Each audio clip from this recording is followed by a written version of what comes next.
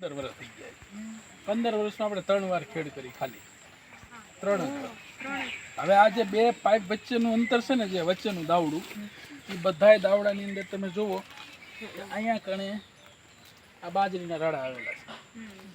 બરાબર છે. આસરદાન તમને સમજાવતો હતો એ કે માલનો ઓગટ અથવા આંબાના અજીથીના આંબાના બગીચાના કે જે કાંઈ વસંત ઋતુની અંદર વનસ્પતિ પાન ખેરતા હોય, અથવા તો શેરડીની પતરી હોય, અથવા હું માર્કેટ કરવા ગયો હોય ને કોઈ શીશુડાવાળા કે શેરડીના સોતા નાખી દે ને ગાડી ભરતો હોય, એ બધું આ બે દાવડાની વચ્ચે નાખી દો એટલે એક તો પારવાનો જે ખર્ચો છે ને એ નીકળી જાય.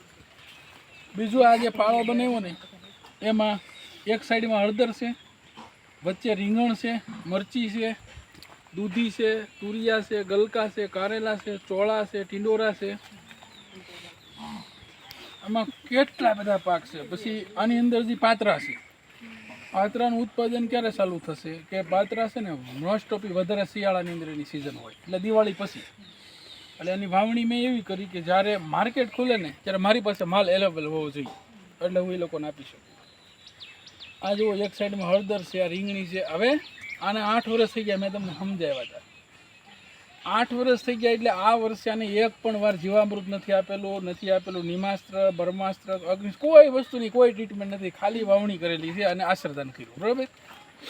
7-8 વર્ષ કે 2-3 વર્ષ થાય એટલે આપણી જમીનનો જે કાર્બનનો રેશિયો હોય ને એ અત્યારે રાસાયણિક ખેતી કરતા હોય ને એને 0.25 થી 35 સુધી 40 સુધી હોય, એનાથી વધારે હોય નહીં. એના કારણે કોઈના કોઈ પોષક તત્વની ઉણપ રહી જતી હોય અને મોલ જે થાય નહીં. હવે તમે આમાં જોઈ જુઓ કે આ પાકને આમાં કાંઈ પણ જો ઘટતું હોય એવું તમને લાગે છે. ઓલા વેલા જે ફૂકાણા ને એ કાપ્યા, એનું કારણ છે કે ગલકાના વેલા થોડા જોર કરી ગયા હતા અને અમારે ટીંડોરી 2-3 વર્ષ ચલાવવાની હોય એટલે એના માટે થોડી કાળજી લઈને ગલકાના વેલા કાપ્યા હતા.